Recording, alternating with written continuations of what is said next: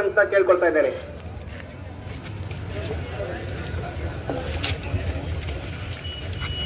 ನ್ಯಾಯಾಧೀಶರ ಎದುರು ಈ ಒಂದು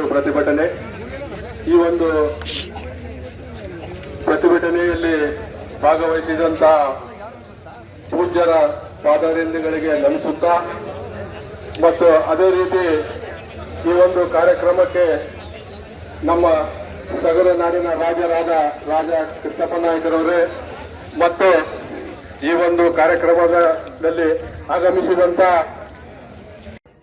ಅವಾಗ ಸುರಪುರದ ರಾಜ ಪಿಡನಾಯಕು ಮತ್ತು ರಾಜ ಬ್ಯಾರಿಸ್ಟರ್ ವೆಂಕಟಪ್ಪ ನಾಯಕತ್ವ ವಹಿಸಿದ್ರು.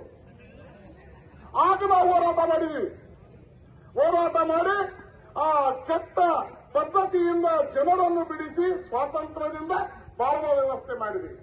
ಈಗ ನಮ್ಮ ಸರದಿ ಬಂದಿದೆ. ಹೇಳಿದ್ರು, ಬಹಳಷ್ಟು ಜನ ಹೇಳಿದ್ರು, ಸ್ವಾಮೀಜಿ ಅವ್ರಿಗೆ ಯಾವ ರೀತಿ ಬೈಬೇಕು, ನೀವು ಲಾಯರ್ ಕೇಳ್ರಿ, ಪೊಲೀಸರಿಗೆ ಕೇಳ್ರಿ, ಅವ್ರಿಗೆ ಬಯಕ್ ಬರಲ್ಲ ಅಂತ ನೋಡು, ಬೈ ಅಂತ ಹೇಳೋದಿಲ್ಲ. ಅರೆ ಯಾವ್ದೋ ನಮ್ಮ ಹೆಂಡ್ರಿಗೆ ತಪ್ಪು ಬೈತಾನೆ ಅವ್ರಿಗೆ ನಾವು ಬೈಬಾರ್ದ? ಯಾವ ಸಂವಿಧಾನದ ಯಾವ ಭಾಗದಲ್ಲಿ ಅವ್ರಿಗೆ ಹೇಳ್ರಿ ತೋರಿಸಿದ್ದಾರೆ? ಯಾವ ಭಾಗದಿದೆ? ಹೆಣ್ಮಕ್ಳಿಗೆ ಬೈತೀರಾ? ಒಂದು ಸಂಸ್ಥಾನ ನಿಮಗೆ ಹೇಳ್ಬೇಕಂತಂದ್ರೆ, ಒಂದು ಸಂಸ್ಥಾನ ಒಳ್ಳೆ ರೀತಿಯಿಂದ ಮಾಡುವಂತ ಸಂಸ್ಥಾನ ಕರ್ನಾಟಕದ ಇತಿಹಾಸದಲ್ಲಿ ಇಲ್ಲ. ಕರ್ನಾಟಕದಲ್ಲಿ ಯಾವುದೇ ಸಂಸ್ಥಾನ ಸುರಪುರದ ಸಂಸ್ಥಾನದಷ್ಟು ಹೆಮ್ಮೆಯಿಂದ ಆಳ್ವಿಕೆ ಮಾಡಿದ್ದು ಯಾವುದೂ ಇಲ್ಲ. ನನ್ನ ಮಿತ್ರರು ಹೇಳಿದ್ರು ಮಾತಾಡುವಾಗ, ಇಲ್ರಿ ಅವನಿಗೆ ಇತಿಹಾಸ ಗೊತ್ತಿಲ್ಲ.